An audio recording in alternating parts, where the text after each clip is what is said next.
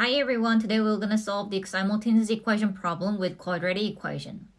This is a challenging exam style question, so I will show you the key concept clearly. So here's today's question. We have to solve the simultaneous equations at the same time. To solve the simultaneous equations, we have to rearrange the first equation and put it into the second one. So these two are the equations that we're going to use to solve this question. We're now going to substitute the first equation into the second equation, which means we just have to replace the y into x minus 3.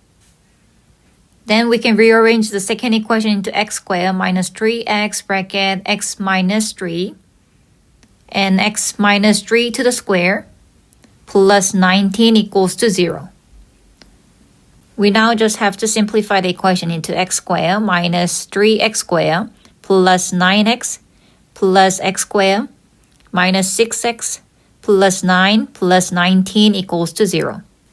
Let's simplify the like terms. X squared minus 3x squared plus x squared into minus x squared. And 9x minus 6x is plus 3x. And then plus 28 equals to 0, which we can rewrite it into x squared minus 3x minus 28 equals to 0. So as you can see, this is a quadratic equation. So we just have to solve for x.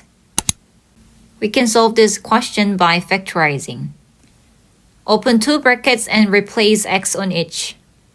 And then place 4 and 7. We just have to get plus 4 and minus 7. Then x equals to minus 4 or 7. So be careful, this is not the end of the question because we have to get the y value. How do we get the y value? Is substituting x equals to minus 4 into the first equation. Then we get minus 4 minus 3, which is minus 7. Substitute x equals to 7 on the first question, then we get y equals to 4. So we can leave the answer like this or use the coordinate form, which is minus 4, minus 7 or 7, 4 as the answer. So these are the answer for today's question. New math lessons uploaded every Thursday. Subscribe and keep preparing your exams with me.